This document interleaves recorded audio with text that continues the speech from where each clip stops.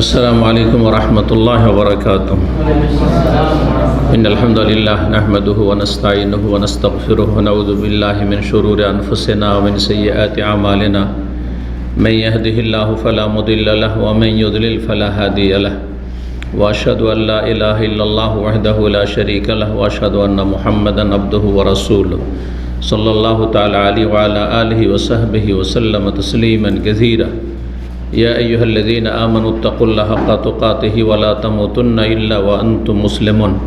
يا أيها الناس اتقوا ربكم الذي خلقكم من نفس واحدة وخلق منها زوجها وبث منهما رجالا كثيرا ونساء واتقوا الله الذي تساءلون به والأرحام إن الله كان عليكم رقيبا. يا أيها الذين آمنوا اتقوا الله وقولوا قولا سديدا يصلح لكم أعمالكم ويغفر لكم ذنوبكم ومن يطع الله ورسوله فقد فاز فوزا عظيما. أما بعد فإن خير الحديث كتاب الله وخير الهدي هدي محمد صلى الله عليه وسلم وشر الأمور محدثاتها وكل محدثة بدعة وكل بدعة ضلالة وكل ضلالة في النار. أعوذ بالله من الشيطان الرجيم. وأذن في الناس بالحج يأتوك رجالا وعلى كل ضامر يأتين من كل فج عميق ليشهدوا منافع لهم. সম্মানিত দিনী মাতৃমণ্ডলী, আল্লাহ রাব্বুল আলামিনের প্রশংসা এবং প্রিয় নবী সাল্লাল্লাহু আলাইহি ওয়াসাল্লামের ওপর সালাত ও সালামের পর আজ বৃহস্পতিবার 18ই জিলহজ 1444 হিজরি মোতাবেক 6 জুলাই 2023 এই হজের মৌসুমের পরে আমাদের প্রথম আলোচনা বিষয়ভিত্তিক সাপ্তাহিক। আজকে আমাদের যেহেতু হজ সদ্য শেষ হয়েছে, হজের আহকাম মাসাইল এগুলি নিয়ে আলোচনা হয়েছে। আল্লাহ রাব্বুল আলামিনের শুকরিয়া আদায় করি যে সুন্দরভাবে মুসলিম ভাই বোনদেরকে হজ সম্পাদনের তৌফিক দান করেছেন, এবং তার সাথে শুকরিয়া আদায় করি সৌদি আরবের শাসকের এবং সর্বস্তরের যারা হজের খেদমতে নিয়োজিত হাজি সাহেবদের, সে স্থানীয় হাজি হোক আর বাইরের হাজি হোক, আল্লাহ রাব্বুল আলামিন তাদের নেক আমলকে যেন কবুল করেন।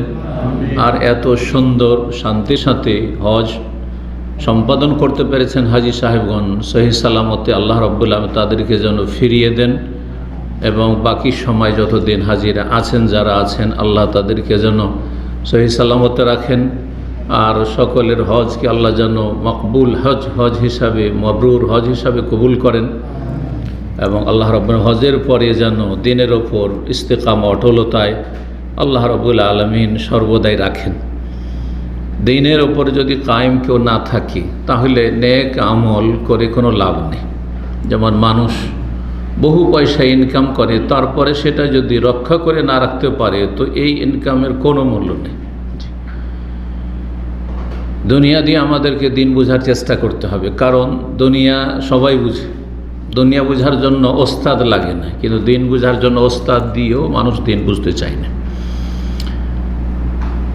এই হজ 1444 হিজরির হজ, এই হজের পরে আমরা জানব যে এই হজ থেকে আমরা কি শিক্ষা নিতে পারি। সুতরাং আজকের বিষয়বস্তু আমাদের হচ্ছে হজ থেকে শিক্ষণীয় বিষয়। 10টি বিষয় নিয়ে আলোচনা করব। হজ থেকে শিক্ষণীয় বিষয় অনেক রয়েছে, হজের শিক্ষার শেষ নেই। আপনি হজের এক একটি বিষয় থেকে যদি বহুমুখী শিক্ষা সম্পর্কে গভীরভাবে চিন্তা করেন, উলামা ইকরামগণ যা লিখেছেন সেগুলি পড়েন, তো অবাক হবেন যে হজে এত বেশি দিন দুনিয়ার বহুমুখী উপকারিতা রয়েছে। কিন্তু আমরা যতক্ষণ পর্যন্ত লেখাপড়া না করি, ওই রকম গুরুত্বপূর্ণ আলোচনাগুলি আমরা না শুনি এ বিষয়ে, অথবা এইসব বিষয়গুলি নিয়ে গভীরভাবে চিন্তা না করি, তাহলে হজ না হজ এটা এক ধরনের যেন ভ্রমণ। দুনিয়াদাররা দুনিয়ার কাজে ভ্রমণ করে, আর কিছু ধার্মিক লোকেরা এই ধর্মীয় চেতনা নিয়ে, দিনই চিন্তা ভাবনা নিয়ে ইমানের তাড়নায় হজে আসে। কিন্তু হজে যে বহুমুখী শিক্ষা রয়েছে, যে শিক্ষাগুলি আল্লাহ দেবেন এই হজের মাধ্যমে, সেই জন্য হজ ফরজ করেছেন। এমনি শুধু হজ করলেন আর হজের মাধ্যমে গুনাহ মাফ হয়ে গেল, জান্নাত পেয়ে গেলাম, এটা তো শুধু নয়, এখান থেকে বহু শিক্ষা রয়েছে। আপনি বাকি জীবনটা যে দুনিয়াতে থাকবেন সেই শিক্ষাগুলি আপনি কাজে লাগাতে পারবেন।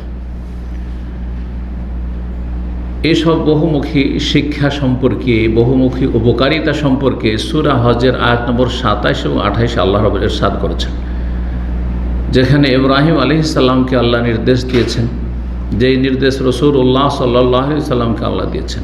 ইব্রাহিম আলাইহিস সালাম যখন বাইতুল্লাহ তৈরি করলেন, তখন তাকে নির্দেশ দিলেন যে তুমি উঁচু পাহাড়ের উপর উঠো, আর তারপরে সারা বিশ্বের সমস্ত মানুষকে ডাক দাও, ইয়া আইয়ুহান নাস ইন্নাল্লাহ ফারাযা আলাইকুমুল হাজ্জা ফাহুজ্জু, হে মানব সকল, তোমাদের আল্লাহ হজকে এই ঘরের ফরজ করেছেন, সুতরাং তোমরা হজ করো। ইব্রাহিম আলাইহিস সালাম বললেন যে ওমায়া বলগো সাউতি, আমার আওয়াজ কত দূর বাজাবে আল্লাহ, সারা দুনিয়ার মানুষকে কী করে আমি ডাক দেবো এখান থেকে, কে শুনবে আমার? আল্লাহ বললেন যে তোমার কাজ হচ্ছে ডাক দেওয়া, আর আমার কাজ হচ্ছে পৌঁছিয়ে দেওয়া আওয়াজ। এই আওয়াজ যার কানে গিয়েছে আর সেই ডাকে সাড়া দিয়েছে লব্বাইক বলেই, তাদের হজ নসিব হবে। যেমন বিভিন্ন রিওয়ায়াত দ্বারা, বর্ণনা দ্বারা বিষয়টি প্রমাণিত তাফসীর কিতাবেতে রয়েছে। তো আযযান ফিন নাস বিল হজ, আল্লাহ বলছেন যে মানব সকলের মাঝে তুমি হজের ঘোষণা করে দাও, এলান করে দাও। ইয়াতুকা রিজালান, তারা কেউ পায়ে হেঁটে আসবে, ওয়ালা কুল্লি দামির, আর কেউ দুর্বল উষ্টির পিঠে বা উটের পিঠে চড়ে আসবে। দীর্ঘ সময়, দীর্ঘ পথ সফর করার কারণে উটগুলি দুর্বল হয়ে পড়বে, সেই জন্য আল্লাহ দুর্বল উটের কথা বলেছেন। ইয়াতিনা মিন কুল্লি ফাজ্জিন আমিক, সারা বিশ্বের বিভিন্ন প্রান্ত থেকে মানুষরা ছুটে আসবে। কিসের জন্য? লিয়াশহাদু মানাফিআ লাহুম, যাতে করে তারা তাদের বহু উপকারিতার কাজে উপস্থিত হতে পারে। লিয়াশহাদু, যাতে করে তারা হাজির হয়। মানাফি মানফাতুন বহু বচন, বহুমুখী উপকারিতা, বহুমুখী লাভের জন্য তারা আসে। হজের লাভ অনেকে মনে করে কমার্শিয়াল লাভ, এসে কেউ যদি ব্যবসা বাণিজ্য করতে পারে এখানে, আর এখানে যারা আছে তারাও কিছু ব্যবসা করলো, এখানকার লোকও কিছু ইনকাম করলো, বাইরের লোক এসে কিছু যদি ধান্দা করতে পারলো সেটাও করলো, এইরকম শুধু চিন্তা ভাবনা করে। এটা তো সামান্য উপকারিতা, পার্থিব কিছু উপকারিতা। বহুমুখ উপকারিতার এই 10টি বিষয় আলোচনা করলেন, ইনশাআল্লাহ তাআলা আমাদের ব্রেন খুলে যাবে যে হজে যে উপকারিতাগুলি রয়েছে। এক কথায় লিয়াশহাদু মানাফিআ লাহুম, তারা যাতে করে হজে বহুমুখী উপকারিতার কাজে উপস্থিত হতে পারে। এই উপকারিতাগুলি আমরা জানবো ইনশাআল্লাহ। হজ থেকে সে শিক্ষাগুলি নেব। আল্লাহ যেন এই শিক্ষা নিয়ে তার বাস্তবায়নের তৌফিক দান করেন। হজের সবচেয়ে বড় শিক্ষা, একটি শিক্ষা অপরটি শিক্ষার চাইতে বড়, সবগুলি শিক্ষা একই রকম নয়। আমাদের জীবনে কিছু অত্যন্ত গুরুত্বপূর্ণ আছে, কিছু গুরুত্বপূর্ণ আছে, কিছু গুরুত্বপূর্ণ না হলেও সেগুলি আমাদের কর্মসূচিতে আছে, যেগুলি করতে হবে। এটা হচ্ছে মানব জীবন। সবচেয়ে বড় উপকারিতা, সবচেয়ে বড় যে ইবাদতটি, তার বাস্তবায়ন। সবচেয়ে বড় ইবাদত, সর্বপ্রথম ফরজ ইবাদত, এবং আল্লাহ রাব্বুল আলামিনের সমস্ত আম্বিয়া রসুলগণ এবং সমস্ত উম্মতকে যার নির্দেশ, প্রথম নির্দেশ, সেটি হচ্ছে তাওহীদ, আল্লাহর একত্ব। এই হজের শুরু থেকে শেষ পর্যন্ত সবচেয়ে বড় শিক্ষা এবং প্রতিটি ক্ষেত্রে শিক্ষা হচ্ছে আল্লাহর তাওহীদ, তাওহীদুল্লাহ, আল্লাহর একত্বের শিক্ষা। শুরু থেকে শেষ পর্যন্ত পুরোটাই হচ্ছে আল্লাহ এক ও একক, তার কাজে, তার ইবাদতে, তার নাম গুণাবলিতে, সমস্ত কিছুতে আল্লাহ এক, লা শারীকা লাহ, তার কোনো শরীক নেই। এই শিক্ষাটি স্পষ্ট হয়ে উঠেছে সমস্ত হজের বিষয়গুলিতে। প্রথম দু একটি আয়াত থেকে বিষয়টিকে স্পষ্ট করি। হজ সংক্রান্ত যে আয়াতগুলি রয়েছে তার একটি আয়াত হচ্ছে সূরা বাকারার আয়াত নম্বর 196। আল্লাহ রাব্বুল তাতে ইরশাদ করেছেন, ওয়া আতিম্মুল হাজ্জা ওয়াল উমরাতা লিল্লাহ, তোমার হজ এবং ওমরা সম্পূর্ণ করো কার জন্য? লিল্লাহ। তাহলে হজের কথা যেখানে আল্লাহ বলে নির্দেশ দিচ্ছেন যে হজ করো, ওমরা করো, কিসের জন্য? লিল্লাহ, আল্লাহর জন্য। আল্লাহর জন্য ইখলাস, তৌহিদ আর ইখলাসের শিক্ষা।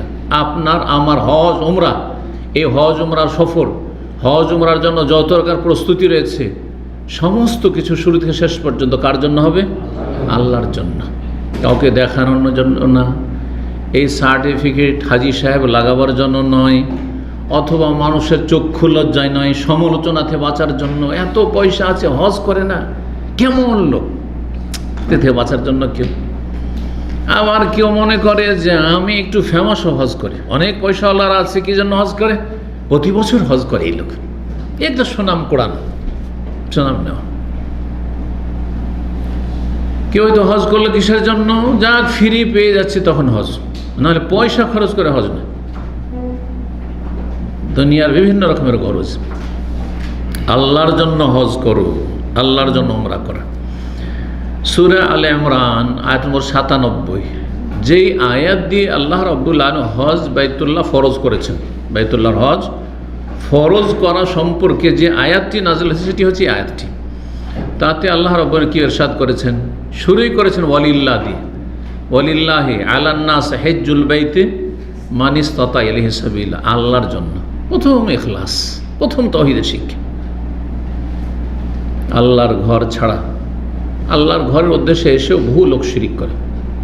আর আল্লাহর ঘর ছাড়া যে কোনো জায়গায় মানুষ নেকির আশায় যায়, অধিকাংশ ক্ষেত্রে বেদাতি তরিকায় যারা আছে সেখানে আল্লাহ ছাড়া অন্যের সন্তুষ্টি অর্জনের জন্য যায়। সে মাজারে হোক, আর পীরের আস্তানায় হোক, জীবিত পীরের ওখানে হোক, অথবা মুর্দা পীরের মাজারে হোক, অথবা কোনো রকমের খানকায় হোক, যেখানে যাক না হয় সেখানে শিরকি আকীদা নিয়ে অথবা বিদআতি আকীদা নিয়ে, হয় আল্লাহর সাথে শরীক স্থাপন করা, না হয় রাসূলুল্লাহ সাল্লাল্লাহু আলাইহি ওয়াসাল্লামের সাথে শরীক স্থাপন করা। বেদাত হচ্ছে রসুলের সাথে শরীক করা, আর শিরক হচ্ছে আল্লাহর সাথে শরীক। একমাত্র আল্লাহর ইবাদত করতে হবে, হ্যাঁ, আল্লাহকে তার কাজে তার ইবাদতে একক মনে করতে হবে, জানতে হবে, তার বাস্তবায়ন করতে হবে, এটি তাওহীদ। আর একমাত্র রাসূলুল্লাহ সাল্লাল্লাহু আলাইহি ওয়াসাল্লামের নির্ভেজাল আনুগত্য করতে, অনুসরণ করতে হবে। ইন কুনতুম তুহিব্বুনাল্লাহ ফাত্তাবিউনি, নবী সাল্লাল্লাহু আলাইহি ওয়াসাল্লামের ইত্তেবা অনুসরণ করা।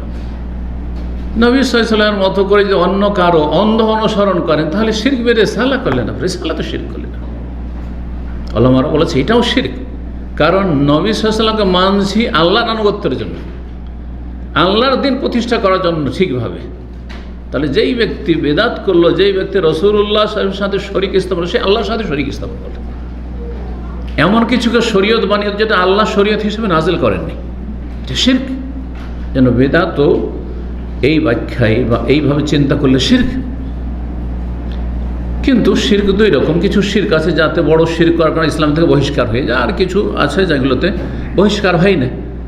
তো যেই বেদাত, অধিকাংশ বেদাতগুলি যেগুলি মুকাফফিরা নয়, যেগুলো বড় শিরক কুফরিতে পৌঁছায় না, সেগুলি তো ইসলাম থেকে বহিষ্কৃত হয় না, কিন্তু সেটা আল্লাহর সাথে শরীক, রসুলের সাথে শরীক করা মানে আল্লাহর সাথে শরীক করা। তাওহীদের শিক্ষা ওয়ালিল্লাহি আলান নাস, আল্লাহর জন্য ওই সমস্ত মানুষের উপর হজ ফরজ। হিজ্জুল বাইত, বাইতুল্লাহর হজ করা ফরজ কার উপর? কোন মানুষের উপর? মান ইসতাতা ইলাইহি সাবিলা, যার কাছে রাস্তা খরচের ব্যবস্থা রয়েছে। সাবিল, রাসূলুল্লাহ সাল্লাল্লাহু আলাইহি ওয়াসাল্লাম বলছেন আয-যাদ ওয়ার রাহিলা, সম্বল আছে, রাস্তা খরচ, ওখানে গিয়ে থাকবেন তার খরচ, আর একটা বাহন বা একটা টিকিটের ব্যবস্থা আছে। বাহনের যুগে বাহন, এখন টিকিটের যুগে টিকিট আছে, পৌঁছিতে পারবে যেখান থেকে। যারা পায়ে হাঁটার দূরত্ব আছেন তা পায়ে হেঁটে পৌঁছিতে পারলেই হল। মিনা, আরাফা, মুজদালিফা হয়তো পায়ে হেঁটে পৌঁছিতে পারে। আর আইনত যেসব বাধা রয়েছে সেসব বাধাগুলি এখন আছে, আগে ছিল না। সুতরাং এইভাবেই হজ করেছে মক্কার লোকেরা, আশেপাশের লোকেরা পায়ে হেঁটে বাড়ি থেকে হজ করে চলে এসছে। এখন আইন হচ্ছে তসরি, মক্কার হলে কী হবে? তসরি খরচ আছে, পারমিশন খরচ আছে। মান ইসতাতা ইলাইহি সাবিলা, তো লিল্লাহ যে কথাটা বলছিলাম আল্লাহর জন্য, তাওহীদ। তাওহীদের শিক্ষা শুরু থেকে শেষ পর্যন্ত, হজ এবং উমরার শুরু থেকে শেষ পর্যন্ত গুরুত্বপূর্ণ একটি সুন্নত হচ্ছে তালবিয়া। তালবিয়া হচ্ছে পুরো তৌহিদ। লব্বাইক মানে আল্লাহ তোমার কাছে হাজির হয়েছে, লব্বাই ও লব্বি আর কা মানে আল্লাহ তুমি, আল্লাহকে সম্বোধন করছেন। দেখেন মুশরিকদের মতো বলছেন না যে লব্বাইক ইয়া হুসাইন, লব্বাইক ইয়া হাসান, লব্বাইক ইয়া জিলানি, হ্যাঁ লব্বাইক ইয়া চিশতি বলছেন না, লব্বাইক আল্লাহ, আল্লাহুম্মা তাওহীদ, লব্বাইক আল্লাহুম্মা লব্বাইক, লব্বাইক লা শারীকা লাকা লব্বাইক, আল্লাহ তোমার শরীক নেই। বারবার আল্লাহ তোমার কাছে হাজির হয়েছি, তোমার কাছে হাজির হয়েছি। ছোট বাচ্চা যেমন মাকে বাপকে জড়িয়ে ধরে নেয়, না ছোড়বান্দা নিব তো ছাড়বো, না দিলেও ছাড়ছি না, ওইভাবে যেন আপনি তালবিয়া পাঠ করছেন। আর যত বেশি তালবিয়া পড়বেন তত বেশি ফজিলতের হজ। নবী করিম সাল্লাল্লাহু আলাইহি ওয়াসাল্লাম বলছেন আফজালুল হজ আল আজ্জু ওয়াস সাজ্জু, এমন হজ যে হজে বেশি বেশি তালবিয়া পাঠ হয় আর বেশি বেশি তাতে কোরবানি করা হয়। কারণ কোরবানি মানে আল্লাহর জন্য কিছু উৎসর্গ করা, কোরবানি মানে হচ্ছে আল্লাহর সান্নিধ্য লাভ করা, কোরবান। আর কোরবানি হচ্ছে ত্যাগ, তযহিয়া মানে হচ্ছে ত্যাগ, ত্যাগ করা। আপনি অর্থের ত্যাগ, হ্যাঁ আল্লাহর সন্তুষ্টির জন্য আপনি একটি প্রাণী জবাই করছেন আপনি, এবং প্রয়োজন হলে সেটা আপনি গরিব অভাবী লোকের সংখ্যা বেশি রয়েছে, সুতরাং আমাকে খেতে হবে জরুরি নয়, আর আমার বাড়িতে রাখতে হবে জরুরি নয়, অভাব রয়েছে সুতরাং দান করে দেবো, সবই দান করো, প্রস্তুত হয়ে রয়েছেন। এবং এটি একটি হচ্ছে তরবিয়ত, প্রশিক্ষণ। একটি প্রাণী কোরবানি করার মাধ্যমে নিজের জান, নিজের মাল সব কিছু কোরবানি করার জন্য নিজেকে প্রস্তুত করা, এই যে কোরবানি। কোরবানি মানে শুধু এই না যে পশু জবাই করলাম আর গোস্ত খেলাম, কিছু খাওয়াইলাম, ট্রেনিং এটি। তো এই যে তালবিয়া, তালবিয়া হচ্ছে পুরো তৌহিদ। লা শারীকা লাকা লব্বাইক ইন্নাল হামদা ওয়ান নিয়ামাতা, প্রশংসা নিয়ামত কার? তোমার। ইন্নাল হামদা ওয়ান নিয়ামাতা ওয়াল মুলক, রাজত্ব সব কিছু কার? লা শারীকা লাকা, তোমার। ইন্নাল হামদা ওয়ান নিয়ামাতা লাকা ওয়াল মুলকা লা শারীকা লাকা, সবই তোমার, সমস্ত প্রশংসা তোমার, সমস্ত নিয়ামত তোমার, যা আছে আমার কাছে তাও তোমার, যা দিচ্ছ তা তোমার, তো যা নিয়ে নিচ্ছ তাও তোমার, যাকে যা দিয়েছ সব তোমার, এবং সমস্ত কিছুর মালিকানা তোমার। জি, ইমাম ইবনুল কাইয়িম রাহিমাহুল্লাহ এই তালবিয়ার ফাওয়ায়েদ, উপকারিতা বর্ণনা করেছেন। তিনি তাহযিবুস সুনান, আবু দাউদের একটি শারহ ভাষ্য রয়েছে, তার দ্বিতীয় খণ্ড 337 পৃষ্ঠা থেকে 340 পৃষ্ঠায় তিনি বর্ণনা করেছেন। এর লব্বাইক, এই যে লব্বাইক আর আল্লাহুম্মা লব্বাইক পড়ছেন, তালবিয়া পড়ছেন, এর 21টি উপকারিতা উল্লেখ করেছে তিনি, 21টি ফায়দা। তার সবচেয়ে বড় ফায়দা হচ্ছে আপনি তৌহিদের ঘোষণা করছেন, বারবার করে আল্লাহর তৌহিদের ইকরার করছেন। তৌহিদের ঘোষণা মানে লা ইলাহা ইল্লাল্লাহ, লব্বাইক আল্লাহুম্মা লব্বাইক মানে লা ইলাহা ইল্লাল্লাহ, আপনি বারবার করে যেন আপনি সেটা রিপিট করছেন। আপনি রাসূলুল্লাহ সাল্লাল্লাহু আলাইহি ওয়াসাল্লামের হাদিসে রয়েছে, মুসনাদ আহমদ, আবু দাউদের হাদিস, হাদিসটা ফাআহাল্লা রাসূলুল্লাহ সাল্লাল্লাহু আলাইহি ওয়াসাল্লাম বিত-তাওহীদ। জাবের রাদিয়াল্লাহু তাআলা বর্ণনা করছেন, সহিহ মুসলিম হাদিসটি রয়েছে। ফাআহাল্লা রাসূলুল্লাহ সাল্লাল্লাহু আলাইহি ওয়াসাল্লাম বিত-তাওহীদ, তালবিয়ার ধ্বনি উচ্চারণ করে রাসূলুল্লাহ সাল্লাল্লাহু আলাইহি ওয়াসাল্লাম কিসের? তৌহিদের সাথে, আল্লাহর একত্বের সাথে তৌহিদ। অনেকে বলে তৌহিদ কোথায় আছে? বিদাতীদের এত অ্যালার্জি তৌহিদের ওপর, তৌহিদ তৌহিদ তৌহিদ, সৌদি আরব শুধু তৌহিদ তৌহিদ, এই মদিনা থেকে পড়ে এসে শুধু তৌহিদ আর তৌহিদ। কোথায় তৌহিদ আছে? হাদিস তৌহিদ আছে, সহিহ মুসলিম হাদিস,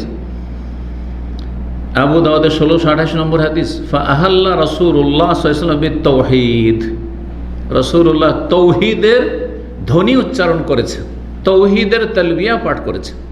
তাহলে তালবিয়ার বড় শিক্ষা হচ্ছে তৌহিদ। তারপরে ইসলামে যে তালবিয়া শেখানো হয়েছে সেই তালবিয়া তো আপনাদের মুখস্থ আছে আর পড়ে শোনালাম, তাই না? মক্কার কাফেররা ইসলামের হজের আগে তারা হজ করত, জাহেলি যুগে তারা হজ করত, মুশরিকরা, কুরাইশরা, বাইরের লোকেরা হজ করতে আসতো। নবী সাল্লাল্লাহু আলাইহি ওয়াসাল্লাম নবুয়তের আগে তাদেরকে দেখতেন, নবুয়তের পরে দেখতেন, কিন্তু মক্কা বিজয় হয়নি, এখনও দারুল ইসলাম হয়নি মক্কা, সুতরাং বলার কিছুই নেই। চোখের সামনে শিরক কুফরি হচ্ছে, আল্লাহ ছাড়া অন্যকে ডাকা হচ্ছে। তারা তালবিয়া পাঠ করতো, তাদের তালবিয়া জানেন, লব্বাইক আল্লাহুম্মা লব্বাইক, এটাই পড়তো। কিন্তু শুধু ইব্রাহিম আলাইহিস সালামের ধর্মে বিকৃতি ঘটেছে, আসলটাও আছে আর কিছু বাড়ানো হয়েছে। ধর্মে বিকৃতিটা ঘটে বেশিরভাগ বাড়তি, আর অনেক সময় কর্তন করে, কাটছাঁট করে। তো কি করেছে? লাব্বাইক আল্লাহুম্মা লাব্বাইক, লাব্বাইক লা শারীকা লাকা লাব্বাইক। যখন এতটুকু বলা হইতো, নবী সাল্লাল্লাহু আলাইহি ওয়াসাল্লাম জানছেন যে এরা বাপ দাদার তরিকে হজ করবে আর এখানে করে শিরক করবে। এতক্ষণ তো তাওহীদ বলল, এতক্ষণ তো আল্লাহকে বললো যে লা শারীকা লাকা, আল্লাহ তোমার শরীক নেই। কিন্তু জানছেন যে আমার বংশধার বা মক্কাবাসী, এখানকার লোকেরা এখন শিরকি কালেমা বলবে, তখন বলতেন যে কাদ কাদ কাদ, মানে বাস বাস বাস। আরবিতে কাত ত দেওয়া হয় আর দাল দেওয়া হয়, মানে বাস। আমরা যে বাস বাস বাস, মানে যথেষ্ট হয়েছে, যথেষ্ট যথেষ্ট, আর বেশি বলিও না। লা শারীকা লাক, থেমে যাও, তাহলে তুমি মুসলিম, তাহলে তুমি আসলে দ্বীনে ইব্রাহিমের ওপর আছো, হ্যাঁ, দ্বীনে হানিফের ওপর রয়েছো। লাব্বাইক আল্লাহুম্মা লাব্বাইক, লাব্বাইক লা শারীকা লাকা লাব্বাইক। যেমনই বলা হতো কাদ কাদ কাদ, থামো থামো, বাস বাস, তারা বলতো না, থামবো না। ইল্লা শারীকান, তবে আল্লাহ তোমার শরীক আছে। তামলিকুহু ওয়া মা মালাক, তবে যেই শরীকগুলি আছে সেগুলির মালিক তুমি, আর তাদের ক্ষমতায় যে সব কিছু রয়েছে সেগুলোরও মালিক তুমি। আল্লাহ রাব্বুল আলামিনকে মুশরিকরা ঠিক ওই রকমই বানিয়ে ফেলেছিল, যেমন একটা দেশের প্রধানমন্ত্রী থাকে আর তারপরে বিভিন্ন মন্ত্রীরা থাকে। বিভিন্ন মন্ত্রীদের যে মন্ত্রিত্ব রয়েছে আর তাদের আন্ডারে যে ক্ষমতাটি রয়েছে, তাদের পাওয়ার রয়েছে, সমস্ত পাওয়ারগুলি কিন্তু কার হাতে? প্রধানমন্ত্রীর হাতে। যে কোনো সময় পাওয়ারলেস করে দিতে পারে। চলো তোমাকে হটিয়ে আরেকজনকে ঢুকিয়ে দিলাম, বসিয়ে দিলাম। সবগুলির মালিক প্রধানমন্ত্রী। তো আল্লাহকে তারা প্রধানমন্ত্রী বানিয়ে ফেলেছিল। আর বাকি এদের কাছে বিভিন্ন দফতর রয়েছে, বিভিন্ন দফতর রয়েছে।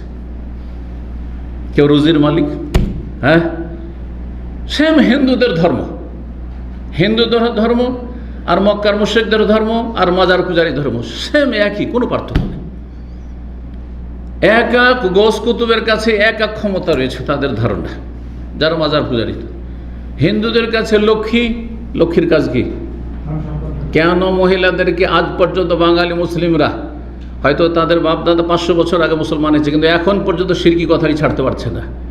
ছেলেটি আমার লক্ষ্মী, হ্যাঁ, আমার মামনি লক্ষ্মী, আমার বৌমা খুব লক্ষ্মী।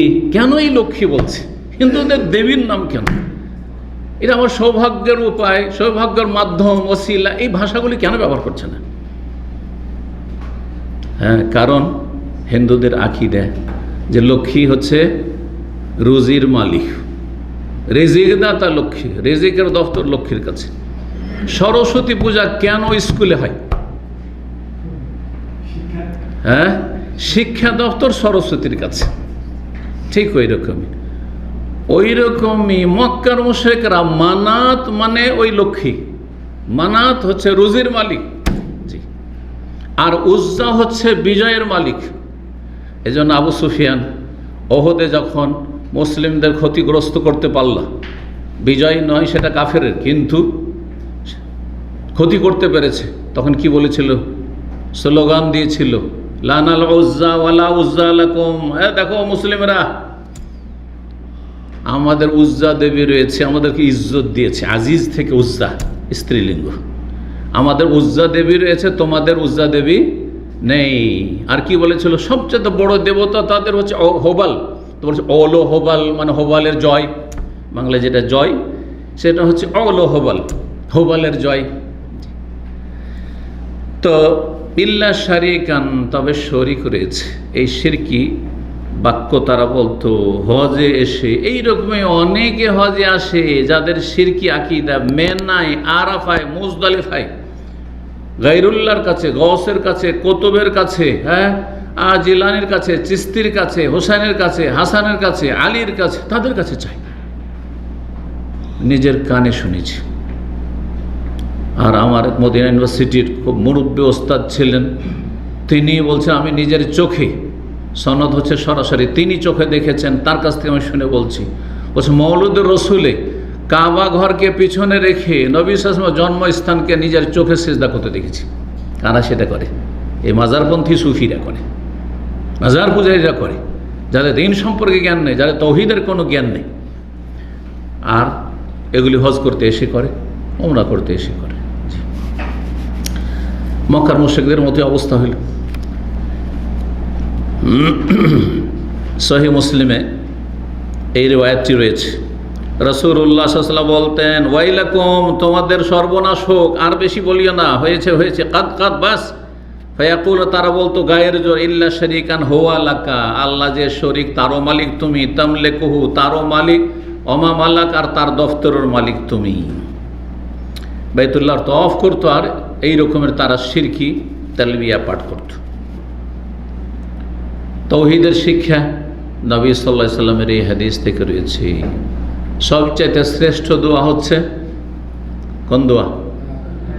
খায়রুদ দোয়া। কোন দিনের দোয়া? প্রথম কথা, আরাফার দিনের দোয়া সবচাইতে উৎকৃষ্ট দোয়া।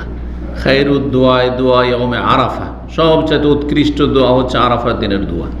আর একটি রিওয়ায়াত রয়েছে, আফদালুদ দোয়ায়, সবচেয়ে উত্তম দোয়া হচ্ছে, আফদাল বা খের দুটোর মানে হচ্ছে উৎকৃষ্ট, উত্তম, আরাফার দিনের দোয়া। খায়রু মা কুলতু আনা ওয়ান নাবিয়ুনা মিন ক্বাবলি, আমার পূর্বে যত নবী এসেছেন তারা এবং আমিও সবচেয়ে উত্তম উৎকৃষ্ট বাক্য এবং উৎকৃষ্ট দোয়া যে পাঠ করেছি তা হচ্ছে তৌহিদের দোয়া, তৌহিদের ঘোষণা।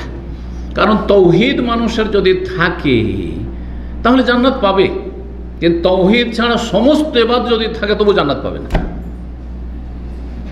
একদিকে তৌহিদ রাখেন, একজনের কাছে তৌহিদ আছে কিন্তু সে চোর, ডাকাত, মদখোর, হারামখোর, সমস্ত রকমের পাপ আছে তার মধ্যে, কিন্তু তার তৌহিদ ঠিক আছে, আল্লাহর ওয়াহদানিয়াতে কাউকে শরীক করেনি। আর আরেকজনের সমস্ত আমল ঠিক আছে, শুধু তৌহিদ নেই, সে মনে করে যে আল্লাহ ছাড়া গস কুতুব দিতে পারে, জান্নাত যাবে এই লোক? সমস্ত নেক আমলে জান্নাত যেতে পারবে? পারবে না। এই জন্য তো হাদিস রয়েছে যে একটা শুধু ছোট্ট কাগজে লা ইলাহা ইল্লাল্লাহ লেখা আছে, সেটাকে নেকির পাল্লায় এক পাল্লাতে দিয়ে দিই, আর আরেক পাল্লাতে আসমান জমিন সব কিছু, তো লারাজাহাত বিহিন্না লা ইলাহা ইল্লাল্লাহ, লা ইলাহা ইল্লাল্লাহ সবচেয়ে ভারী। তাহলে সমস্ত পাপ যদি এক পাল্লাতে দিয়ে দেওয়া হয়, আর আরেক পাল্লাতে লা ইলাহা ইল্লাল্লাহ তৌহিদ, শুধু মন্ত্র নয়, লা ইলাহা ইল্লাল্লাহ হচ্ছে তার বাস্তবায়ন, তাহকীকুত তৌহিদ, তার বাস্তবায়ন। আল্লাহ আপনার রব, আল্লাহ আপনার মাবুদ, আল্লাহর সাথে কোনো রকমের শিরক নেই, আল্লাহর নাম গুণাবলীর ক্ষেত্রে কোনো রকমের গুমরাহি ভ্রষ্টতা নাই, এ হচ্ছে তৌহিদ। তৌহিদের সব দিক বুঝে যদি তৌহিদের বাস্তবায়ন থাকে, তৌহিদের বাস্তবায়নের জন্য সালাত শর্ত। কারণ আল্লাহ এক, তো আল্লাহর ইবাদত কোথায়? তো প্রথম ইবাদত আর সর্বনিম্ন ইবাদত, যা দিয়ে আপনি তৌহিদের আপনি প্রমাণ পেশ করবেন যে আল্লাহ আমার মধ্যে তৌহিদ ছিল, সেই জন্য 5টা আমি তোমার সামনে হাজিরা দিচ্ছি। এই জন্য বেনামাজি আসলে মুসলিম থাকতে পারে না। কোরআন হাদিসও বলে, সাহাবা ইকরাম এজমাও বলে এবং যুক্তিও বলে। সর্বনিম্ন প্রমাণ তো থাকতে হবে যে আল্লাহর সাথে আপনার রিলেশন আছে, যেই ভুলই হোক না কেন, কিন্তু আপনার সম্পর্ক আছে আল্লাহর সাথে। তো যাই হোক, সবচাইতে উত্তম দোয়া যা আমি এবং আমার পূর্বে যত নবীর আছেন তারা পাঠ করেছেন আর আমি করেছি, লা ইলাহা ইল্লাল্লাহু ওয়াহদাহু লা শারীকা লাহু লাহুল মুলকু ওয়া লাহুল হামদু ওয়া হুয়া আলা কুল্লি শাইইন কাদির। কালিমা তৌহিদ, কালিমা তৌহিদ, তিরমিজির হাদিস, এবং হাদিসটিকে আল্লামা আল-আলবানী হাসান বলেছেন। মুয়াত্তা মালিকে রয়েছে আফজালুদ দোয়া, যেমন বললাম। দ্বিতীয় শিক্ষা, কথা লম্বা হয়ে যাচ্ছে। দ্বিতীয় শিক্ষা হচ্ছে নবী সাল্লাল্লাহু আলাইহি ওয়াসাল্লামের সুন্নতের বাস্তবায়ন। সুন্নতের বাস্তবায়ন, তৌহিদ আল্লাহর হক আদায় করলে, নবীর হক হচ্ছে নবীর অনুসরণ করবে, নির্ভেজাল অনুসরণ। এই শিক্ষা হজ থেকে দেওয়া হয়েছে। কিভাবে দেওয়া হয়েছে? দুটো হাদিসের মাধ্যমে আমি প্রমাণ করব। একটি হাদিস হচ্ছে নবী সাল্লাল্লাহু আলাইহি ওয়াসাল্লাম বারবার করে হজের বিভিন্ন স্থানে, হজের অবস্থায় বিভিন্ন স্থানে সাহাবায়ে কেরামদেরকে কি বলেছে? লিতাখুযু আন্নী মানাসিকাকুম। একটি রিওয়ায়াত রয়েছে, এটি প্রসিদ্ধ রিওয়ায়াত। এই রিওয়ায়াত রয়েছে সহিহ মুসলিমে 2286। আর যেই রিওয়ায়াতটি সাধারণদের মাঝে বা আমাদের আলেম সমাজের মাঝে খুব প্রসিদ্ধ, সেটি খুযু আন্নী মানাসিকাকুম, লেতা খুযু আর না হলে খুযু, দুই রকমের রিওয়ায়াত রয়েছে। খুজু আন্নি মানাসিকাকুম, এই হাদিসটি সুনান নাসাইতে রয়েছে, আল্লামা আলবানী সেটিকেও সহিহ বলেছেন। এক কথা এই মর্মে যে হাদিস রয়েছে তার অর্থ কি? জাবের রাদিয়াল্লাহু বলছেন যে আমি নবী সাল্লাল্লাহু আলাইহি ওয়াসাল্লামকে দেখেছি যে তিনি কোরবানের দিনে জামরায় পাথর মারছেন আর বলছে লেতা খুজু আন্নি মানাসিকাকুম, তোমরা অবশ্যই অবশ্যই আমার কাছ থেকে তোমাদের হজের নিয়ম নীতিমালা পদ্ধতি তোমরা গ্রহণ করবে। কার কাছ থেকে নিতে হবে হজের তরিকা? রাসূলুল্লাহ সাল্লাল্লাহু আলাইহি ওয়াসাল্লামের তরিকায়। কেউ যদি না আমি আরাফাতে আমি শাফি মযহাবের হজ করব, আমি হানাফি হজে এসেছি, হানাফি ভাই বলছে হানাফি হজে এসেছি, শাফি ভাই বলছে শাফি হজে এসেছি, এবং শাফির কাছে হজে ইফরাদ উত্তম, ইমাম আবু হানিফার কাছে কেরান উত্তম, হ্যাঁ অধিকাংশ আইম্মায়ে কেরামদের নিকটে তামাত্তু উত্তম, যদি হাদির পশু সাথে করে না নিয়ে আসেন। কিন্তু হাদির পশু সাথে নিয়ে আসলে যেহেতু হালাল হইতে পারছেন না, সুতরাং তামাত্তু সম্ভব নয়, সুতরাং তখন কেরান উত্তম। আজকালকার হাজি সাহেবরা হাদির পশু নিয়ে আসে না, এইখানে এসে খরিদ করে, তাহলে তামাত্তু উত্তম। সমস্ত সাহাবায়ে কেরাম তামাত্তু করেছেন। তারপরে আরাফার ময়দানে না জোহর আসর জমা করা চলবে না, তারপরে কসর করা চলবে না। আমরা মুকিম হয়ে গেছি, মক্কা আসা আমাদের কি হয়ে গেছে, 15 দিন হয়ে গেল। এই ফতোয়াগুলি কার? নবী সাল্লাল্লাহু আলাইহি ওয়াসাল্লামের।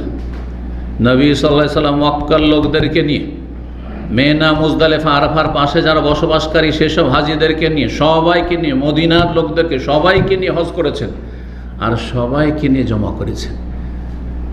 এই কথা বলেননি যারা কাছে আছে আমার জামাতে পড়বে তারা শুধু কসর করবে আর জমা করবে, আর যারা আমার জামাত ছাড়া এমনি জোহর আসর জমা করবে তারা জমা চলবে না, তাদের জোহরের সময় জোহর, আসরের সময় আসর। তাহলে এই যে অন্য গিয়ারে হজ করা, নবী সাল্লাল্লাহু আলাইহি ওয়াসাল্লামের তরিকা হজ না করা, সেখানে নবী সাল্লাল্লাহু আলাইহি ওয়াসাল্লামের বিরোধিতা করা, স্পষ্ট বিরোধিতা। অথচ নবী সাল্লাল্লাহু আলাইহি ওয়াসাল্লাম বলছেন যে আমার কাছ থেকে হজের তরিকা তোমরা শিখে নাও। কেন? ফাইন্নী লা আদরি, আমি জানি না, লাআল্লি লা আহুজ্জু বাদা হাজ্জাতি হাজি, হতে পারে আমার এই হজের পরে আর হজ করার সুযোগ আসবে না। আর সত্যি নবী সাল্লাল্লাহু আলাইহি ওয়াসাল্লাম ইশারা ইঙ্গিতে আল্লাহ আগে থেকে জানিয়ে দিয়েছেন, আর ইন্তেকালের পূর্ব মুহূর্তে নিশ্চিত জানিয়ে দেওয়া হয় নবী রাসূলগণকে। তো নবী সাল্লাল্লাহু আলাইহি ওয়াসাল্লাম বলেছেন ফাইন্নী লা আদরি লাআল্লি লা আলকাকুম বা লা আহুজ্জু বাদা আমি হাজা, এই বছরের পরে আর কখনো হজের সুযোগ হবে না, আমার সাথে তোমাদের দেখা হবে না, সুতরাং আমার কাছ থেকে হজের তরিকা শিখে নাও। শিক্ষা দেওয়া হইল না সুন্নতের পাবন্দির, যে নবীর তরিকার পাবন্দি করবে তোমরা। যেমন সলাতের ক্ষেত্রে কি বলেছেন, সাল্লু, তোমরা নামাজ পড়ো, সলাত আদায় করো, কামারা আইতুমুনি ওয়াসাল্লি, যেমন আমাকে সলাত আদায় করতে দেখলে। সুন্নতের পাবন্দি, সুন্নতের শিক্ষা দেওয়া হয়েছে, নবীর তরিকার শিক্ষা দেওয়া হয়েছে, সুন্নতকে আঁকড়ে ধরতে হবে।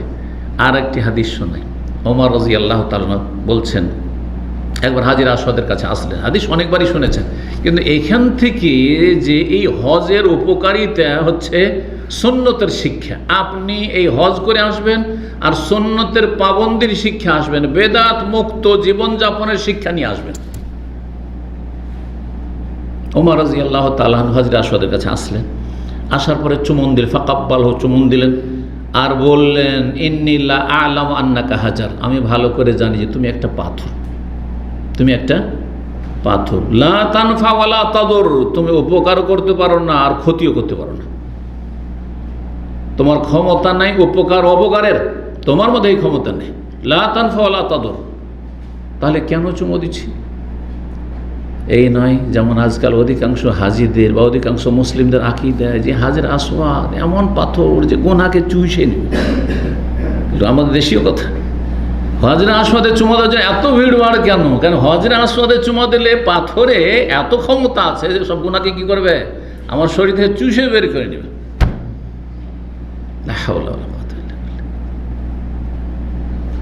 বলছেন ওমর রাদিয়াল্লাহু তাআলা এই জন্য চুমন দিছি, শোনো ভালো করে, পাথর ওয়ালাউলা, পাথর কি শুনছে, শোনাচ্ছেন এই যে আশেপাশের লোকগুলোকে, এগুলোকে তালিম দেওয়ার জন্য। হ্যাঁ, এইসব লোক যাতে করে বিভ্রান্ত না হয়, গুমরাহ না হয়, এটা না মনে করে যে মক্কার মুশরিকেরাও এই হোবাল পাথরের পূজা করতো আর আমরা হাজরা আসওয়াদের পূজা করি। যেমন হিন্দুরা অনেকে বলে যে আপনারাও তো এখানে করে মক্কা গিয়ে হাজরা ওই কালো পাথরের পূজা করছে, ফলে অজ্ঞতার কারণে। এর খণ্ডন করে দিয়েছেন ওমর রাদিয়াল্লাহু তাআলা আনহু। বলছে ওয়ালাউলা আন্নী রাআইতু রাসূলুল্লাহ সাল্লাল্লাহু আলাইহি ওয়াসাল্লাম কাব্বালাকা মা কাব্বালতুকা, যদি আমি না দেখে থাকতাম রাসূলুল্লাহ সাল্লাল্লাহু আলাইহি ওয়াসাল্লামকে যে কাব্বালাকা, তোমাকে চুমন দিতে, মা কাব্বালতুকা, তোমাকে জীবনে চুমো দিতাম না, কখনো চুমো দিতাম না। তাহলে চুমো দেওয়ার উদ্দেশ্য কি? ইত্তেবায়ে সুন্নাহ, ইত্তেবায়ে রাসূল, রাসূলকে ফলো করা সাল্লাল্লাহু আলাইহি ওয়াসাল্লাম।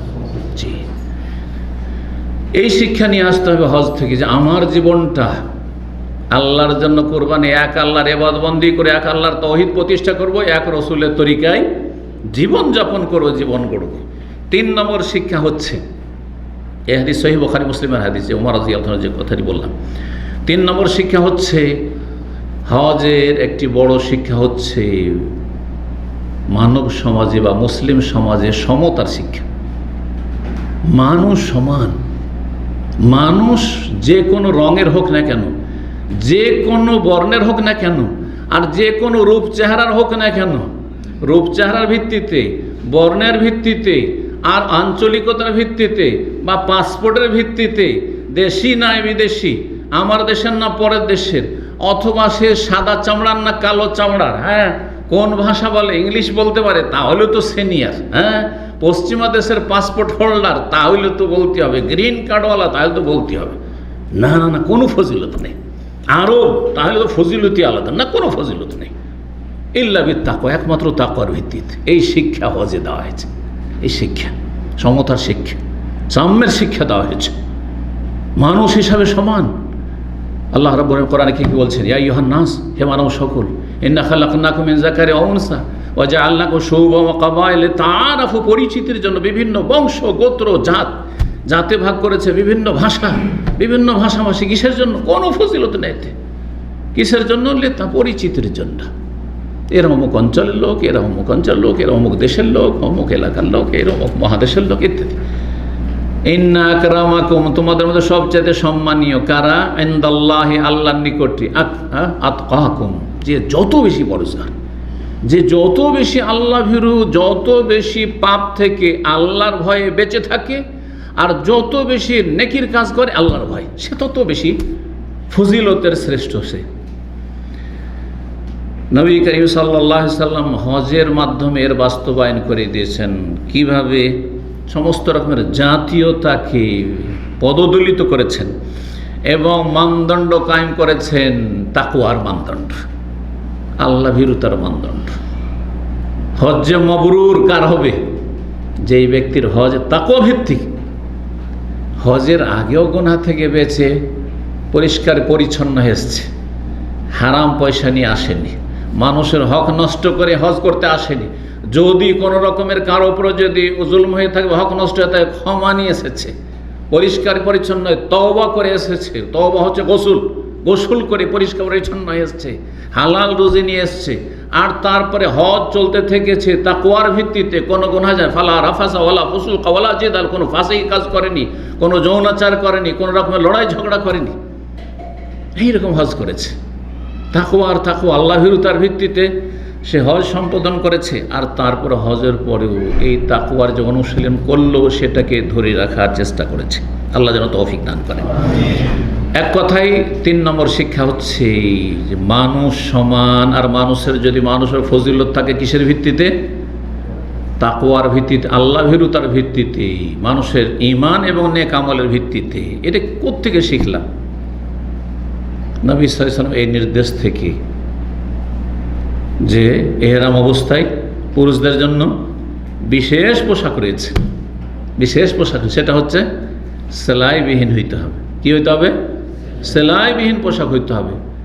সে যদি কোনো দেশের রাষ্ট্রপতিও হয়, দুনিয়ার সবচেয়ে বড় শক্তিধর হোক না কেন, সেও হজে এসছে। আর আমার মতো, আপনার মতো গরিব, এমনকি একটা ক্লিনার, হ্যাঁ, যে আরাফা, মিনা, মুজদালিফা ক্লিন করে, সেও হজে এসছে। পোশাক একই সমান, সবাই সাদা পোশাক, সবাই দুটো কাপড়ে, একটিও কাপড় সেলাই করা পড়তে পারবে না। হ্যাঁ, কোনো রকমের সেখানে কোনো রকমের তফাৎ নেই, সব একই রকম, সব একই রকম। এতে বহুমুখী শিক্ষা রয়েছে। তার মধ্যে একটি শিক্ষা হচ্ছে সমতার শিক্ষা। আমরা সবাই সমান, আমাদের মধ্যে জাতপাতের কোনো ভেদাভেদ নেই, আমাদের মধ্যে ছুত অছুত নেই যেমন হিন্দুদের মধ্যে রয়েছে। হ্যাঁ, 4টি স্তর রয়েছে হিন্দুদের মধ্যে, এমন কিছু নেই। যেমন পশ্চিমাদের সাদা আর কালোর পার্থক্য রয়েছে, কোনো পার্থক্য নেই, কোনো পার্থক্য নেই। আমির আর মামুর, হাকিম মাহকুম সমান। নবী সাল্লাল্লাহু আলাইহি ওয়াসাল্লামকে যখন কোন এক ব্যক্তি জিজ্ঞাসা করলেন যে মা ইয়ালবাসুল মুহরিম মিনাস সিয়াব, মুহরিম ব্যক্তি কোন কাপড়গুলি পরবে, তো নবী সাল্লাল্লাহু আলাইহি ওয়াসাল্লাম সবার জন্য ঢালাওভাবে একই হুকুম করলেন, কি লা ইয়ালবাসুল কামিস, জামা পরতে পারবে না মানে সেলাই করা। আমায়েম, পাগড়ি, পাগড়ি বাঁধতে পারবে না, কারণ পাগড়ি সেলাই করার উদ্দেশ্য, এই কথাটি ফেকার ভাষার কথা, কোনো হাদিসের ভাষা না।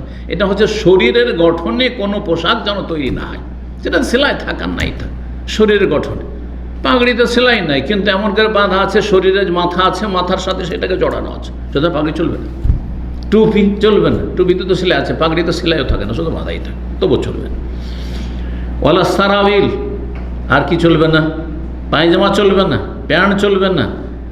ওয়ালাল বরনস, ওয়ালাল খেফাফ, মোজা চলবে না, ইত্যাদি ইত্যাদি। মহিলাদের ক্ষেত্রেও সমতা। মহিলা যদি এহরাম অবস্থায় থাকে, তাদের দুইটো ক্ষেত্রে সমতা রয়েছে, দুটো বিষয় দিয়ে তাদের বলা হচ্ছে একই রকম সবার পোশাক থাকবে। কি ওয়ালা তানতাকিউল মারআতুল মুহরিমা, নেকাব ব্যবহার করে ফাটল বিশিষ্ট চেহারার ওপর সেই কাপড়টি লাগাতে পারবে না। সুতরাং ঢাকতেও যদি হয়, বেগানা পুরুষরা যেমন থাকছে, তাহলে কি করতে হবে? যেমন মা আয়েশা রাদিয়াল্লাহু তাআলা আনহা বলেছেন, চেহারা খুলে রাখা চলবে না। কি করতে হবে? চাদর ঝুলিয়ে নিতে হবে, লটকিয়ে নিতে হবে। সাদালাত এহদানা জিলবাব, যেমন বলেছেন মা আয়েশা রাদিয়াল্লাহু তাআলা আনহা, জিলবাব আমরা লম্বা ওড়না সামনের দিক থেকে আমরা ঝুলিয়ে নিতাম, কিন্তু ফাটলওয়ালা ওই নেকাবওয়ালা ওইটা চলবে না, নিষেধ। ওটা করলে ফি দিয়ে দিতে হবে, ওটা করলে নাজায়েজ কাজ, ওই এহরামের নিষিদ্ধ কাজ করবে একজন মহিলা। তারপরে ওয়ালা তালবেসুল কুফাজাইন, হাত মোজা পরতে পারবেন না, হাত খোলা থাকে, হাত মোজা পরতে পারবেন না। 4 নম্বর শিক্ষা, মুসলিম উম্মার ঐক্য সংহতির শিক্ষা। মুসলিম উম্মা এক, আমাদেরকে এক হইতে হবে।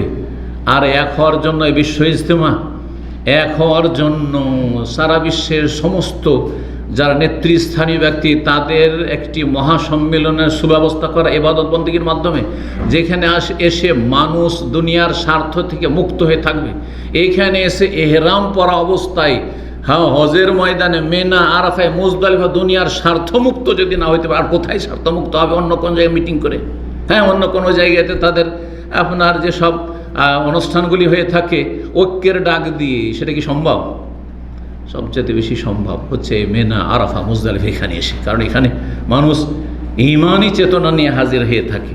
তো মুসলিম উম্মার ঐক্যের শিক্ষা দেওয়া হয়েছে, সংগতির শিক্ষা দেওয়া হয়েছে। কিভাবে? পোশাক সবারই এক, পোশাকের ক্ষেত্রে ঐক্য, আর সময়ের ক্ষেত্রে ঐক্য। একই সময় সবাইকে হাজির হইতে হবে, খেয়াল খুশি আসলে হবে না। আরাফার দিনে সবাইকে আরাফে আসতে হবে। মেনার 8 তারিখ থেকে সবাইকে শুরু করতে হবে, যদিও সেই কাজটি সুন্নাত। মুজদালিফায় ওই রাত্রিতেই কাটাইতে হবে, অন্য রাতে চলবে না আপনার, ঠিক কিনা? 11-12 কমপক্ষে সবাইকে থাকতে হবে, মেনাতে থাকতে হবে। তারও থাকো আর না থাকা, এই নয় যে আরে আগে পরে হলেই হলো, এসে কাজগুলো সেরে চলে যায়, যেমন উমরা হচ্ছে, চলবে? চলবে না। তাহলে এই হজের সময়কালের ক্ষেত্রে ঐক্যের শিক্ষা দেওয়া হয়েছে, স্থানের ক্ষেত্রে ঐক্যের শিক্ষা দেওয়া হয়েছে। মেনা, মুজদালিফা, আরাফা। কেউ যদি মেনা, আরাফা, মুজদালিফা না, আমি মক্কার অন্য কোনো জায়গায় অবস্থান করে চলে যাব, হজ হবে? হবে না। আমি মদিনা থেকে হজ করে চলে যাব, হবে না? মোটেই হবে না। তারপরে যেসব জায়গাগুলি রয়েছে মাশায়ের, সেসব মাশায়ের সময় নির্ধারণ করা রয়েছে, স্থান নির্ধারিত করা আছে। আরাফায় কখন, মুজদালিফায় কখন, মেনায় কখন, ইত্যাদি ইত্যাদি। এর মাধ্যমে ঐক্যের শিক্ষা দেওয়া হয়েছে। 5 নম্বর উপকারিতা, সেটি হচ্ছে আমাদের মুসলিম জীবনে সব সময় আল্লাহর জিকিরকে কায়েম রাখতে হবে, আল্লাহর স্মরণ থেকে যেন আমরা গাফিল না হয়েছে। এই শিক্ষা, এই শিক্ষা কীভাবে দেওয়া হয়েছে? প্রতিটি গুরুত্বপূর্ণ এবাদতের ক্ষেত্রে এবাদতের পরে আল্লাহ জিকিরের কথা বলেছেন। এবাদতের পরে, এবাদত শেষ হয়ে গেছে, আল্লাহরই তো জিকির করলেন, তারপরে আবার কি বলা হচ্ছে? যে বেশি বেশি আল্লাহর জিকির করো। জুমার সালাত সম্পর্কে এই আপনার 1-2 সপ্তাহ আগে জুমা আমরা খুতবায় আলোচনা করেছি। ফাইদা কদিয়াতিস সালাতু ফান্তাশিরু ফিল আরদ ওয়াবতাগু মিন ফাদলিল্লাহ ওয়াজকুরুল্লাহ কাসীরা। জুমা পড়া হয়ে গেল, দুনিয়ায় ছড়িয়ে পড়ো, রুজি রোজগার করো, কিন্তু ওয়াজকুরুল্লাহ কাসীরা, আল্লাহর বেশি বেশি জিকির করো। 5 ওয়াক্ত নামাজ পড়া হয়ে গেল, তারপরে ফাইদা কাযাইতুমুস সালাতা ফাযকুরুল্লাহ কিয়ামান ওয়া কুউদান ওয়া আলা জুনুবিকুম।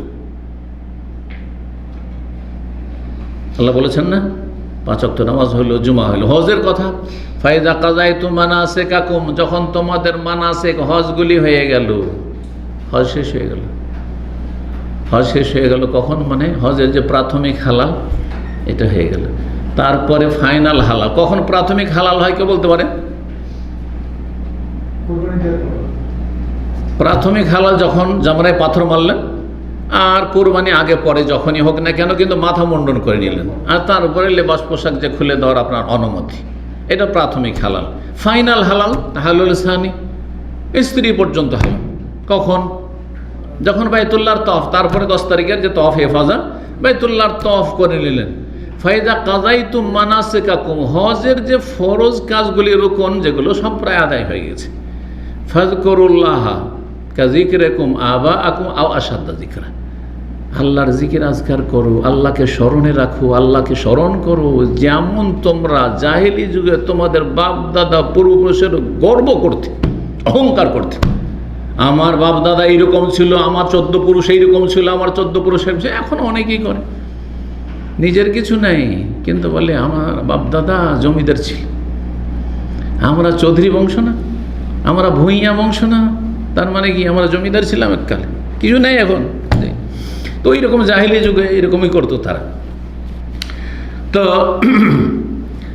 আল্লাহর জিকির প্রতিষ্ঠা করা, সূরা বাকারা আয়াত নম্বর 203 আল্লাহর জিকির করতে বলেছে আল্লাহ রাব্বুল। হজ শেষ হয়ে গেছে, জিকির থেকে গাফেল হবে না। আল্লাহর জিকির, ফরজ জিকির, সুন্নত জিকির, নফল জিকির, আল্লাহকে স্মরণ রাখা, আল্লাহর দিনের চর্চা করা, আল্লাহর দিনের শিক্ষা নেওয়া দেওয়া ইত্যাদি।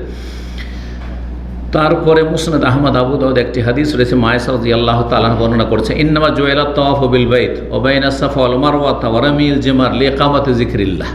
বাইতুল্লাহর তাওয়াফ, সাফা মারওয়ার সাই, আর রামিউল জামারাত, ওই যে জামারাতে পাথর মারা, এগুলি কিসের জন্য? লিইকামাতি যিকরিল্লাহ, আল্লাহর জিকির কায়েম করার জন্য।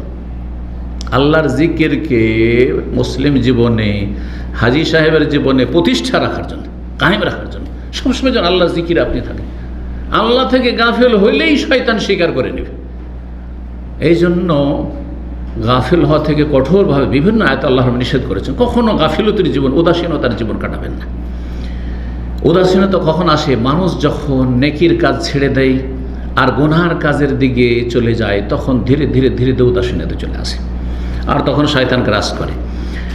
6 নম্বর উপকারিতা, সেটা হচ্ছে তাকওয়া অর্জন করা। হজের মাধ্যমে আল্লাহ ভীরু তার তাকওয়ার আপনি ট্রেনিং করে আসলেন। যেমন রমজানের সিয়াম, রোজা সম্পর্কে আল্লাহ কি বলেছেন? কি জন্য রোজা রাখা?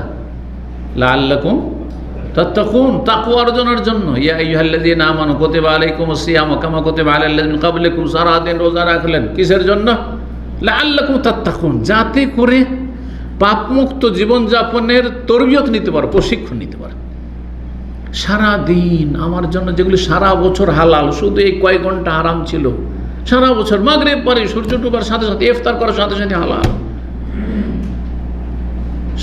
সেগুলোকেও আমি কি করলাম? ছেড়ে রাখলাম। হ্যাঁ, সামনে ভালো ভালো পানাহার আছে, না কাছে যাচ্ছেন না, ভিতর শুকিয়ে আসছে, তারপরও আপনি রোজা ছাড়ছেন না।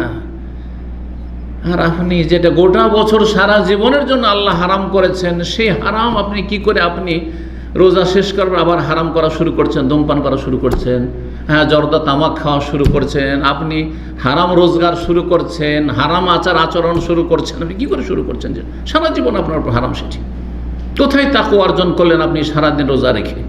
ঠিক তেমনি হজের অবস্থায় এহরামের যে বিধি নিষেধগুলি রয়েছে, চিন্তা করুন তো দেখি, কত সজাগ হয়ে থাকছেন একজন এহরাম পরা ব্যক্তি। একটা যেন চুল এদিক সেদিক না হয়ে যায়, কত সজাগ। হ্যাঁ, একটু চুলকেছে আর কয়টা পশম পড়ে গেছে, ফতোয়া জিজ্ঞেস করতে চলে এসছে, এসে আমার কি কোন ফিরিয়ে দিয়ে দম দিতে হবে নাকি? কত তাহলে ভয়, কত চিন্তা, আর সারা জীবন কত কি যে নষ্ট করছে, কত কি যে নষ্ট করছে। হোসেন রাদিয়াল্লাহু তাআলা খুনি ইরাকের লোকেরা, গাদ্দার লোকেরা হজে এসেছিল। আব্দুল্লাহ বিন উমর রাদিয়াল্লাহু তাআলা আনহুমা তখন হজের ময়দানে, বিশিষ্ট সাহাবী, সবচাইতে সিনিয়র সাহাবী তিনি, দীর্ঘ সময় দীর্ঘ আয়ু পেয়েছিলেন তিনি। তো এক লোক এসে মাসলা জিজ্ঞেস করছে যে এহরাম অবস্থায় আমি একটা মাছি মেরে দিয়েছি, মশা ছিল, বাউদা মশা মেরে দিয়েছি, তো কি করতে হবে? ফিদিয়ে দিতে হবে। তখন রাগান্বিত হয়ে বলেছেন, কাতাল তুমি ইবনা বিনতে রাসূলুল্লাহ সাল্লাল্লাহু আলাইহি ওয়াসাল্লাম, তোমার রাসূলুল্লাহ সাল্লাল্লাহু আলাইহি ওয়াসাল্লামের সন্তান, রাসূলুল্লাহ সাল্লাল্লাহু আলাইহি ওয়াসাল্লামের প্রিয়তমা কন্যা ফাতেমার সন্তানকে তোমরা খুন করেছো। তখন মাসলা জিজ্ঞাসা করার ধারণী, আর জিজ্ঞাসা তাসআলুন আনিল বাউদা, আর মশা মারা সম্পর্কে জিজ্ঞাসা করতে এসেছো, এরা অবস্থায় মশা মেরে দিচ্ছি। তো আজকাল হাজি সাহেবদের অবস্থা এরকম, অধিকাংশ হাজিদের অবস্থা এরকম। সন্দেহতে বাংলাদেশ আর ইন্ডিয়ার হাজি সাহেবরা তো সন্দেহ, কি জানি কোথায় কি হলো না হলো, দু চারটে এমনি দম দিয়ে চলে আসে। ভালো করে খবর নিয়ে দেখবেন, কারণ আমি যেহেতু মক্কায় হাজিদের সাথে দীর্ঘ সময় ধরে থেকেছি, আজকে 35 বছর হয়ে যাচ্ছে সৌদি আরবে, আর তাদের সাথে খুব কাছাকাছি থেকেছি। আল্লাহু আকবার, বলছে 2-3টা দম এমনি দিচ্ছে। কিসের জন্য? কখন চুল পড়ে গেছে, আর কখন কি হয়ে গেছে, কখন মাথা ঢেকে নিয়েছি, ঘুমের অবস্থায় কি করেছি না করেছি, মুখ ঢেকে নিয়েছি, আর এমনি কিছু শয়তান খেলা করছে আপনাদেরকে নিয়ে, বোঝানো যায় না। কারণ বেদাতি মোল্লার শিখিয়ে পাঠাচ্ছে যে আল্লাহ পয়সা দিয়েছে, হজটাকে কেন ঝুঁকিতে রাখবে, 2-4টা এমনি দম দিয়ে চলে আসে, ইনকাম সোর্স। কারণ ওই যে হজে নিয়ে আসে মোল্লাগুলো, তার টাকাটা তো তারা নেই, আপনার তরফ থেকে আমি দম দিয়ে দেবো, জবাই হয়ে গেছে, আপনাদের দম জবাই হয়ে গেছে। কথা বুঝতে পেরেছেন? যদিও জবাই হয়, 500 টাকা নিয়েছে, 250 টাকার কোরবানি দিয়ে, ছোটো বাচ্চা একটা কোরবানি দিয়ে চলে এসছে বা দম দিয়ে চলে এসছে, এগুলো হচ্ছে। যার ফলে কেন এইসব কাজ করাবে? বুঝতে পেরেছেন? তো যাই হোক, কি বলছিলাম, তাকওয়া, কত বেঁচে থাকছেন এহরাম অবস্থায়। কনকনে ঠান্ডার সময়, জানুয়ারিতে হজ করেছি আমরা, ডিসেম্বরে হজ করেছি, ঠান্ডা থাকা যায় না, তারপরেও মাথা ঢাকছি না, সর্দি লেগে যাচ্ছে, তারপর তো মাথা ঢাকছি না এহরামের কাপড় দিয়ে। কিসের জন্য? এহরামের অবস্থা আছে। এই যে বাঁচছেন, বাঁচার নামই তো তাকওয়া, তাকওয়া মানে তো বেঁচে থাকা। এই বেঁচে থাকার যে ট্রেনিং, তারপরে কত বেঁচে থাকছেন, সতর্ক। ঠিক টাইমে আমাকে আরাফায় হাজির হতে হবে, আরাফার ময়দানে ঢুকতে হবে, বাইরে থেকে গেলে হবে না, কত সতর্ক। সন্দেহ হয়ে গেল, তওয়াফ 7 হলো না 6 হলো, ঠিক করতে হবে, জি, ইত্যাদি ইত্যাদি, প্রতিটি ক্ষেত্রে কত সজাগ সতর্ক থাকছেন। তারপরে স্ত্রী সাথে আছে, নারী যেখানে হালাল সেইটাকেও মানুষ হারাম মনে করছে। এবারেও এক ভাই প্রশ্ন করছে, খুব শিক্ষিত মানুষ, স্বামী স্ত্রী এসেছে, আসার পর উমরা করে প্রায় বসে আছে, 20 দিন আগে থেকে বসে আছে মক্কায়, 20 দিন হয়ে গেছে, উমরা করে হালাল হয়ে আছে, এখনও সেই 28 জিলহজ আসেনি। স্ত্রী হালাল না হালাল নয়?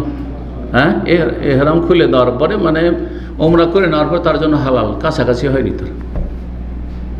20 দিন পরে জিজ্ঞাসা করেছে যে আমরা এতদিন ধরে আছি, আর মাঝখানে হালাল হয়ে আছি, তো আমরা তো হজের সফরে এসেছি, এটা কি আর জায়েজ হবে?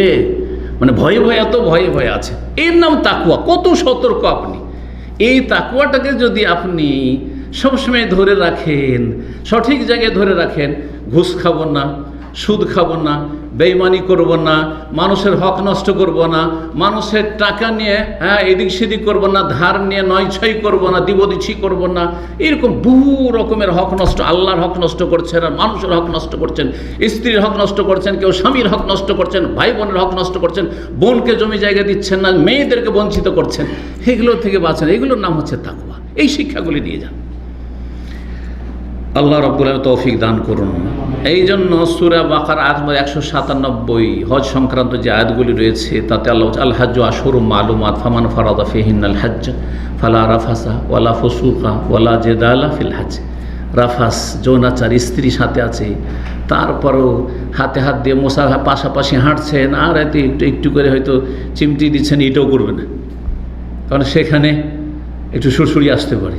খবরদার, এটা ফালার যৌনাচার, কোন রকমের যৌনাচার করবে না। হ্যাঁ, একটু গায়ে হাত দিবে, আদর করে সেটাও করবে না, কি জানি হয়তো কামভাব চলে আসতে পারে। ফালা রাফাসা, ওই রাফাসও করবে না, এহরাম অবস্থায় আছো।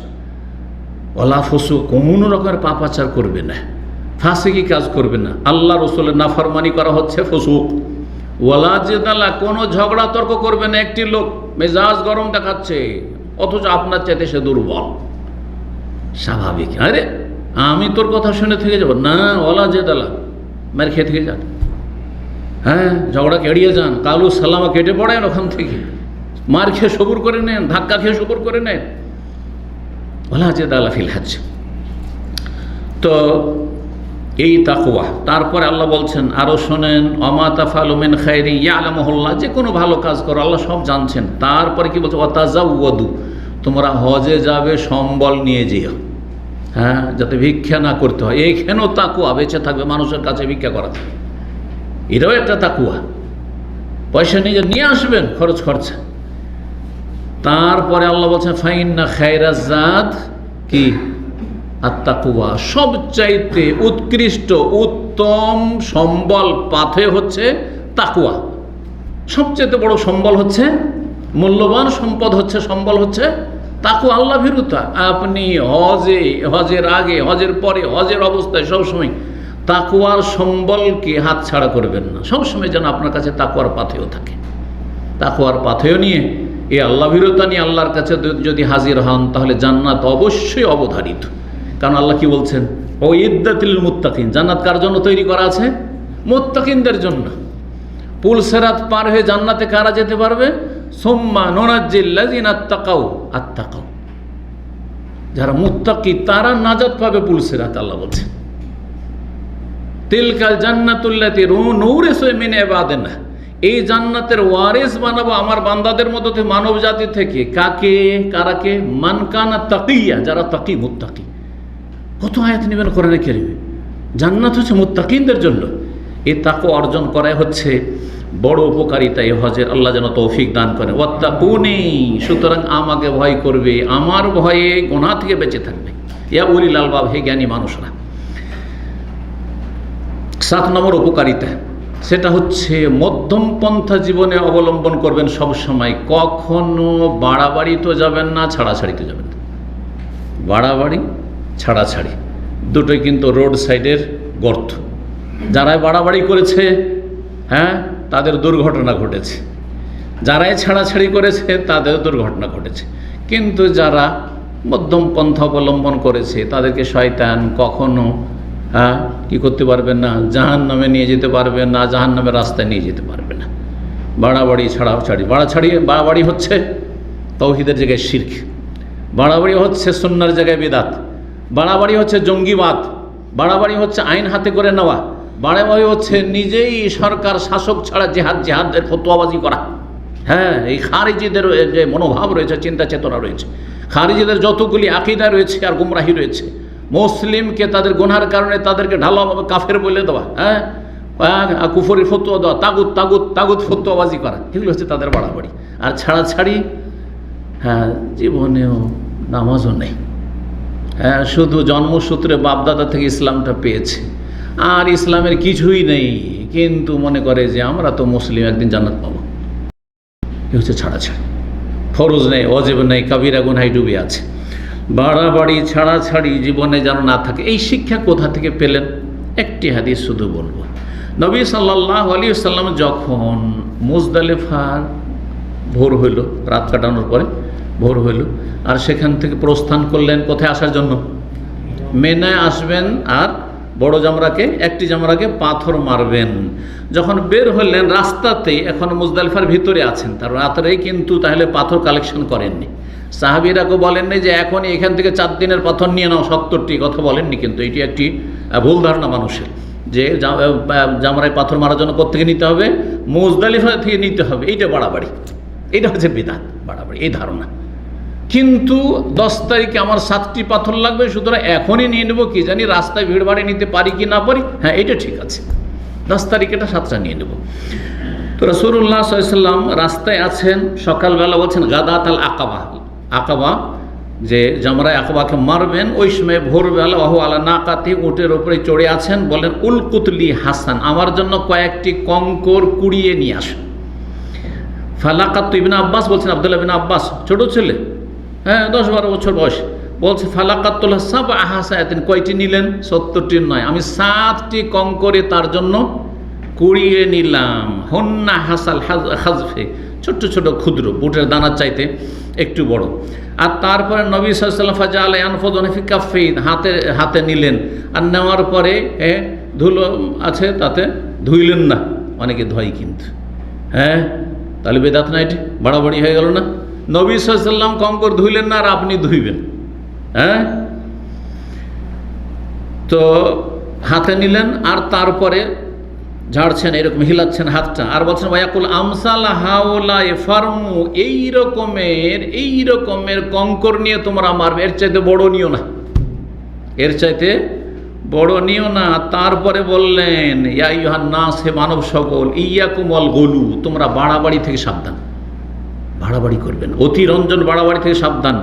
ফাইন্নামা হালাকা মান কানা ক্বাবলাকুম আল গুলু ফিদ্দিন, আহলাকা কোন রিওয়ায়াতে রয়েছে, কোন রিওয়ায়াতে হালাকা, ফাইন্নামা আহলাকা মান কানা আল গুলু ফিদ্দিন, ধর্মীয় বিষয়ে বাড়াবাড়ি করার কারণে আগের লোকদেরকে ধ্বংস করা হয়েছে, তাদের বাড়াবাড়ি তাদেরকে ধ্বংস করেছে। কীভাবে ধ্বংস করেছে?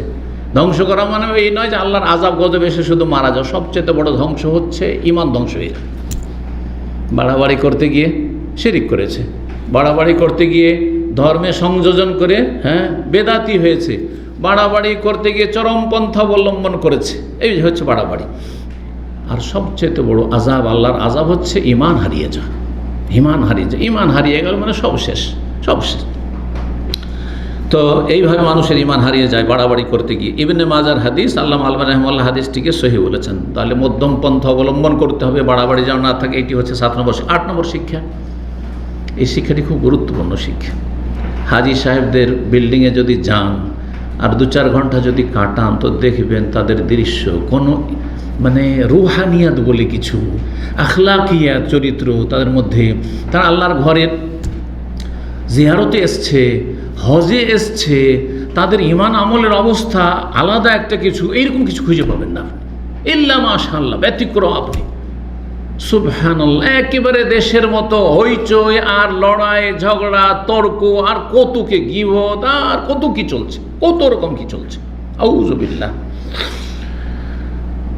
কেউ কারো কথা বরদাস্ত করে না, কেউ কাউরে কোনো কিছু বরদাস্ত করতে চায় না, যার ফলে যখন তখন ঝগড়া লেগে যাচ্ছে, অনেক সময় মারামারি শুরু হয়ে যাচ্ছে। ধৈর্য ধারণের শিক্ষা, ধৈর্য ধারণ করতে হবে আর সহনশীল হইতে হবে, এই শিক্ষা হজ থেকে নিতে হবে। তওয়াফ করতে গিয়ে ভিড়ভাড়, সাফা মারওয়া সাইতে ভিড়ভাড়, কঙ্কর মারতে গিয়ে ভিড়ভাড়, রাস্তাঘাটে ভিড়ভাড়, যে কোনো জায়গায় বাথরুমে গিয়ে লম্বা লাইন, লম্বা লাইন, 1 ঘন্টা আধা ঘন্টা অনেক সময় লাইন দিতে হয় আপনাকে। বিশেষ করে আপনি মুজদালিফায় অথবা আরাফাতে বাইরে, এক সময় তো বাইরে অনেক হাজিরা হজ করতো, ভিতরে খেমার ভিতরে হয়তো 10 মিনিট 5 মিনিট 15 মিনিটে হয়তো অনেক সময় লাইন পেয়ে যাচ্ছে, কিন্তু বাইরে হইলে কি যে অবস্থা, আল্লাহ হেফাজত। তার মধ্যে তারপরে এখানে তার সাথে ত্যাগ স্বীকার করা, লাইনে আপনি আগে আছেন কিন্তু একজন বুড়ো মানুষ বা একজন মহিলা অথবা একজন এমার্জেন্সি, তার পেট খারাপ হয়ে গেছে, তার কাপড় খারাপ হয়ে যাবে, এরামের কাপড় খারাপ হয়ে যাবে, আপনাকে এসে বলছে যে আমাকে একটু আগে যেতে দেন, শুধু 1 বোতল পানি আছে আপনার কাছে, আর কেউ পিপাসায় মরো অবস্থা হয়ে গেছে, আপনি ভাবছেন আমি 1 বোতল দিয়ে দেবো এই পানিটা, তো আমি আবার কত পানি পাবো না। এখানে কোরবানি করেন আপনি, কোরবানি শিক্ষা নেন আপনি, ধৈর্য ধারণ করেন আপনি। আমি এখন দিয়ে দিই, আল্লাহ আমার জন্য ব্যবস্থা করবেন, আমি তো আরও 2-4-5 ঘন্টা থাকতে পারবো।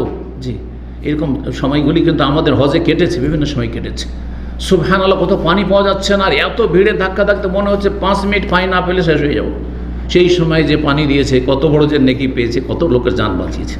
জি, ধৈর্য ধারণ করার শিক্ষা, সবরের শিক্ষা। অনেক সময় মার খেতে হবে, তওয়াফ করতে গিয়ে দিল এমন, ইচ্ছে করে অনেকে দেয়, অনিচ্ছাকৃত দেয়, অনেকে ধাক্কা দেয়, কিন্তু ইচ্ছে করেও অনেকে ধাক্কা দেয়।